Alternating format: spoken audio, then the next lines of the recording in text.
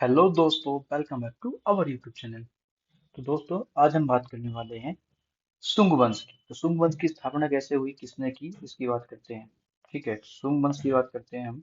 शुंग वंश की जो स्थापना की है वो की है पुष्यमित्र शुंग ने। किसने की है? पुष्यमित्र शुंग ने। तो पुष्यमित्र शुंग ने कैसे किया? पुष्यमित्र शुंग ने मौर्य वंश का अंत करके, किसका? मौर्य वंश का एंड करने के बाद, मौर्य वंश का अंत करने के बाद किसकी स्थापना की है? शुंग वंश की स्थापना की है। तो मौर्य वंश का अंतिम राजा कौन था? बृहद्रथ था। मैंने आपको कल पढ़ा दिया है पूरा मौर्य वंश, ठीक है। अशोक, चंद्रगुप्त, बिंदुसार सब पढ़ा दिए हैं। जिसने नहीं पढ़े हैं वो जाकर पुरानी वीडियो देख लीजिए, प्रीवियस वीडियो चेक कर लीजिए। ठीक है, प्लेलिस्ट में मिल जाएगी आपको। आज हम बात करते हैं शुंग वंश की। शुंग वंश की स्थापना किसने की थी? पुष्यमित्र शुंग ने की थी। इसने अपने ही नाम पर, पुष्यमित्र शुंग ने अपने नाम पर शुंग वंश की नाम रख दिया। और कैसे की थी? बृहद्रथ को हराकर। बृहद्रथ का सेनापति कौन था? पुष्यमित्र शुंग। इसने अपने राजा की हत्या की और अपने एक नए वंश की स्थापना की अपने ही नाम पर, शुंग वंश की। कब की? 185 ईसा पूर्व में। कब की? 185 ईसा पूर्व। अब मगध पर एक नया राजवंश चलेगा जिसका नाम है शुंग वंश। ठीक है, तो पहले कौन था? बृहद्रथ वंश। उसके बाद कौन आया? हर्यक वंश। हर्यक वंश के बाद कौन आएगा? शिशुनाग वंश। शिशुनाग के बाद नंद वंश। नंद वंश के बाद मौर्य वंश। मौर्य वंश के बाद शुंग वंश। शुंग वंश के संस्थापक कौन? पुष्यमित्र शुंग। ठीक है, तो हमने से पहले क्या पढ़ा है आपको? बृहद्रथ वंश। बृहद्रथ वंश के जो पुत्र थे, बृहद्रथ के पुत्र जरासंध थे। बृहद्रथ के वंश की स्थापना किसने की थी? बृहद्रथ ने की थी। उनके पुत्र कौन थे? जरासंध थे। हर्यक वंश की स्थापना किसने की थी? बिंबिसार ने की थी। बिंबिसार कौन थे? हर्यक वंश के संस्थापक थे, इसलिए पहले राजा भी बिंबिसार थे। ठीक है, उसके पुत्र कौन हुए? अजातशत्रु। अजातशत्रु के पुत्र कौन हुए? उदयन। उदयन के बाद कौन है फिर लास्ट में? नागदशक। कौन है? नागदशक। पूछ सकते हैं हर्यक वंश का पहला राजा कौन था? बिंबिसार। संस्थापक कौन था? बिंबिसार। हर्यक वंश का अंतिम शासक कौन था? नागदशक। ठीक है, अब नाग दशक ने शिशुनाग वंश की स्थापना की। अब शिशुनाग वंश की स्थापना किसने की? शिशुनाग ने की। तो नाग दशक के बाद कौन आएगा? शिशुनाग। शिशुनाग ने शिशुनाग वंश की स्थापना की। शिशुनाग के बाद कौन आया? कालशोक। कालशोक कौन था? शिशुनाग का पुत्र था। अब कालशोक के बाद कौन आया? नंदीवर्धन। शिशुनाग वंश का अंतिम राजा कौन हो गया? नंदीवर्धन। ठीक है, अब इसके बाद नंदीवर्धन के बाद कौन आएगा? नंद वंश। नंद वंश की स्थापना करने वाले महापदम नंद कौन थे? महापदम नंद। और नंद वंश के अंतिम शासक कौन थे? घनानंद। कौन थे? घनानंद। घनानंद कौन हराएंगे? चंद्रगुप्त मौर्य। और इसके बाद चंद्रगुप्त मौर्य घनानंद को हराकर मौर्य वंश की स्थापना कर देंगे। चंद्रगुप्त मौर्य के पुत्र कौन थे? बिंदुसार। बिंदुसार के पुत्र कौन थे? अशोक। और मौर्य वंश का अंतिम शासक कौन था? बृहद्रथ। ठीक है, जो भी मैंने आपको बताया था। अब शुंग वंश का शासक कौन था? पुष्यमित्र शुंग। तो शुंग वंश का संस्थापक कौन था? पुष्यमित्र शुंग। ठीक है, अब आपको इतनी बात ध्यान होगा। कुछ प्रांतों और उनकी राजधानी की बात करते हैं। तो कुछ प्रांत और राजधानी की बात करते हैं। तो प्रांत कौन हो गए और राजधानी कौन थी? तो उत्तरापथ जो था एक प्रांत था, उसकी राजधानी इस टाइम थी तक्षशिला।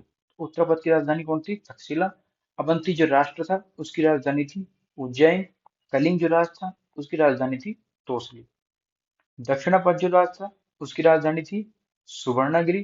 प्रासी जो एक राज प्रांत था उसकी राजधानी थी पाटलिपुत्र। प्रासी का अन्य नाम क्या था? पूर्वी प्रांत। यहाँ से डायरेक्ट क्वेश्चन बन जाते हैं। उत्तरापथ की राजधानी क्या थी? तक्षशिला। कलिंग की राजधानी क्या थी? तोसली। दक्षिणापथ की राजधानी क्या थी? सुवर्णगिरी। प्रासी का अन्य नाम क्या था? पूर्वी प्रांत, या प्रासी को पूर्वी प्रांत के नाम से जानते हैं, जिसकी राजधानी थी पाटलिपुत्र।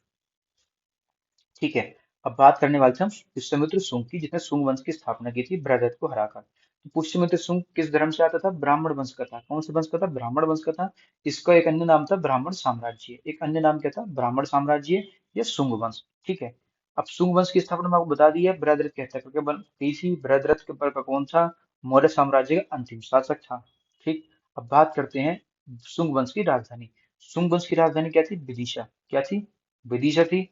अब विदिशा शुंग वंश की राजधानी होगी। शुंग वंश ने किसको पराजित किया था? तो मिनांडर को पराजित किया था। किसको?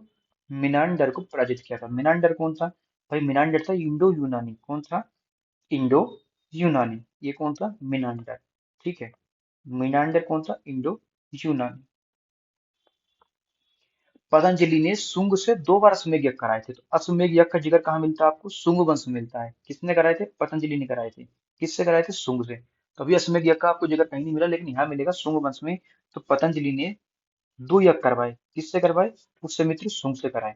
ठीक है, और स्तूप की बात करते हैं, जो बहुत बहुत इंपॉर्टेंट क्वेश्चन है। भरतूक स्तूप कहाँ देखने को मिलता है? इसका जिक्र कहाँ मिलता है? शुंग वंश में मिलता है। किसका? भरतूक स्तूप का जिक्र शुंग वंश में मिलता है। शुंग वंश का अंतिम शासक कौन था? देवभूति। अभी देखो बहुत बहुत राजा आएंगे, एक दूसरे को मार मार करते करके राजा बनते चले जाएंगे। शुंग वंश का अंतिम शासक कौन था? देवभूति। शुंग वंश का प्रथम शासक कौन था? पुष्यमित्र शुंग। ठीक है, इतनी बात याद रखना जरूर से जरूर, तो ये चीज बहुत ज्यादा जरूरी होनी चाहिए कि पहला कौन था और अंतिम कौन था। ठीक है, फिर बीच बीच में जो इंपॉर्टेंट राजा होते हैं जो उनसे क्वेश्चन बनते हैं इंपॉर्टेंट, मैं आपको वो भी बता देता हूँ। तो शुंग वंश का अंतिम शासक देवभूति था। अब देवभूति की हत्या किसने की? वासुदेव ने की। किसने की? वासुदेव ने की। और एक नया वंश बना दिया कर्ण वंश। कौन सा बना दिया? कर्ण वंश। तो कर्ण वंश संस्थापक कौन हो गए? वासुदेव। कैसे बने? देवभूति की हत्या करके। देवभूति कौन था? शुंग वंश का अंतिम शासक था। अब मगध पर एक नया साम्राज्य चलेगा जिसका नाम होगा कण्व वंश। क्या नाम होगा? कण्व वंश। अब कर्ण वंश के अंतिम राजा कौन थे? सुशर्मा। कौन थे? सुशर्मा। इनमें इतने इंपॉर्टेंट राजा नहीं हुए हैं, जिससे क्वेश्चन जो बनता है मैं आपको वही बता रहा हूँ। उसे पढ़ने के लिए पूरी पूरी किताबें पढ़नी है, आप वो पढ़ सकते हैं, लेकिन अब आपको एग्जाम क्लियर करना है, ना कि ज्ञाता बनना है। ठीक है। अब कर्ण वंश के अंतिम शासक कौन थे? सुशर्मा। सुशर्मा की हत्या किसने की थी? शिमुक ने की थी। अब शिमुक की हत्या करके किसकी? सुशर्मा की एक नए वंश की स्थापना की, जिसको बोलते हैं सातवाहन वंश। मैंने आपको याद भी कराया था एक ट्रिक बता के, टाटा सुमो की क्या होता है? एक वाहन होता है, सब जानते हैं, बहुत ही मजबूत वाहन होता है टाटा सुमो। टाटा सुमो शिमुक सातवाहन वाहन। ठीक है, टाटा सुमो शिमुक सातवाहन वाहन। अब सातवाहन वंश क्यों बोलते हैं? तो यहाँ से सात शासक थे, इसमें क्या हुए थे? सात शासक हुए थे। और यूपी एएचसी आरओ एआरओ में आया हुआ क्वेश्चन है, एक पूछा था कि चार शासक में से तीन के नाम दिए थे, एक के नहीं दिया था, सातवाहन वंश का कौन सा राजा नहीं हुआ था? ऐसा क्वेश्चन पूछा था। तो सिमुक था, सतकर्णी था, गौतमी था, सातकर्णी दो बार हुए हैं, ये वशिष्ठ पुत्री है, पुलुबामी है, यज्ञश्री है। ये आपको नाम ऐसे ही नॉर्मल याद रखने हैं बस। तो इससे क्वेश्चन यही पूछता है कि कौन सा शासक था या कौन सा नहीं था। तो सिमुक, तो ये आपको ध्यान रखेंगे, सिमुक ने ही सातवाहन वंश की स्थापना की है। और सबसे अंत कौन था? यज्ञश्री था। बीच में सातकर्णी दो बार आएंगे, एक बार गौतमी पुत्र आएंगे, विशिष्ट पुत्री आएंगे और पुलुबामी आएंगे। ठीक है, आई होप आपको याद रहेंगे। राजधानी क्या है? राजधानी थी सातवाहन वंश की प्रतिष्ठान। क्या थी? प्रतिष्ठान। तो आपको हर एक एक वंश की राजधानी तो याद रखनी है, और राजधानी बनाने वाले कौन से, ये ध्यान रखना है। ठीक है। प्रतिष्ठान कहाँ पड़ती है? ये गोदावरी नदी के किनारे पड़ती है। कहाँ पड़ती है? गोदावरी नदी के किनारे। एक प्रतिष्ठान गोदावरी नदी के किनारे पड़ती है, महाराष्ट्र के औरंगाबाद जिले में। तो प्रतिष्ठान कहाँ पे स्थित थी? गोदावरी नदी के किनारे, जो कहाँ पड़ता है? महाराष्ट्र के औरंगाबाद जिले में। सिक्कों की बात करेंगे तो भाई सबसे पहले सिक्के की बातचीत आएगी। शीशे के सिक्के, चांदी के सिक्के, तांबे के सिक्के, कांसे के सिक्के, प्रोटीन के सिक्के, ये सब क्या है? सातवाहन वंश ने स्टार्ट किए थे। तो एक दो तीन चार पांच, पांच तरह के सिक्के इन्होंने स्टार्ट किए थे।